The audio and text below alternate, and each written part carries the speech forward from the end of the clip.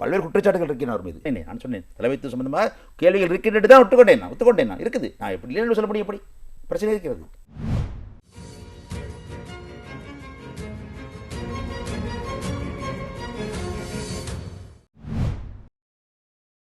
சஜித் பிரேமதாச எனக்கு தெரியும்.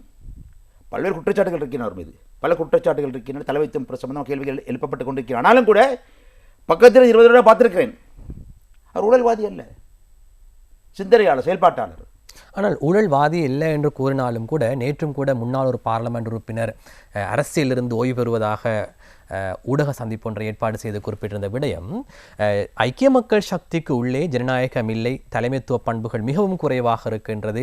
ஆகவே ஹர்ஷடி சில்வா போன்றவர்களை தலைவராக மாற்றி தலைமைத்துவத்தை வழங்கி இந்த கட்சியை முன்னோக்கி கொண்டு செல்லாவிட்டால் இந்த கட்சிக்கு ஒரு எதிர்காலம் இல்லை என்று அவர் குறிப்பிடுகின்றார். நீங்கள் ஒரு கூட்டணி உறுப்பினராக, ஒரு சிரேஷ்ட உறுப்பினராக இருக்கின்றீர்கள், இதனை நீங்கள் இவ்வாறு பார்க்க? அவர் கட்சியிலே அவர் கருத்திலே கட்சியிலே இருக்கக்கூடிய நிலவரம் தொடர்பாக அந்த விலகி போன அரசியல்வாதி எல்லாவல்ல நினைக்கிறேன், லலித் எல்லாவல்ல சொல்லி கருத்தில் உண்மையை தான் செய்கிறது, இல்லை என்று சொல்லவில்லை. நான் சஜித் பிரேமதாச அவருடைய தலைமைத்து பாக்கை பற்றி கூறவில்லையே, ஊழல்வாதி இல்லை என்று சொன்னேன். நான் சொன்னேன் தலைமைத்துவம் சம்பந்தமாக கேள்விகள் இருக்கின்றது தான் ஒத்துக்கொண்டேன் நான் இருக்குது. நான் எப்படி இல்லைன்னு சொல்ல முடியும்? எப்படி பிரச்சனை இருக்கிறது? ஹர்ஷடி சில்வாவா, சஜித் பிரேமதாசவா, அல்ல வேறு எவரா, வானத்தில் இவர் இறங்கி வர போகிறார்களா எனக்கு தெரியாது. எங்களுக்கு பொறுத்து பார்க்க வேண்டும். ஆனால் அதுக்கான காலம் கலந்து விட்டதை நினைக்கிறேன். ஒன்று, சஜித் தனது தலைமைத்துவ பாங்கை, கூட்டு செயல்பாட்டு என்ற பாங்கை இன்னும் வளர்த்துக் கொள்ள வேண்டும்.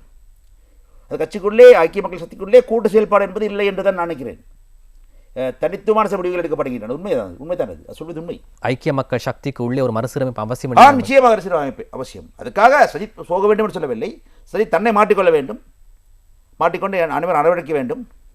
ஹர்ஷடி சில்வாவாக இருக்கலாம், கபீர் அசீமா இருக்கலாம், பலர் இருக்கிறார்கள், பழைய சீனியர் உறுப்பினர்கள் இருக்கிறார்கள். நான் அந்த கட்சியோடு இருந்தால் நானும் போட்டி போடுவேன். நான் அந்த கட்சிக்காரன் இல்லவே, நான் வேறு கட்சி தானே, பங்காளி கட்சி தானே. அது நாங்கள் போட்டி இடம்பெற முடியாது. ஆனால் ஐக்கிய மக்கள் சக்தி பிரதான கட்சி, எங்கள் கூட்டணிக்குள்ளே ஐக்கிய மக்கள் கூட்டணி பிரதான கட்சி என்ற காரணத்தினாலே அந்த கட்சியின் தலைவர் யார் என்பதை நாங்கள் அவதானிப்போம்.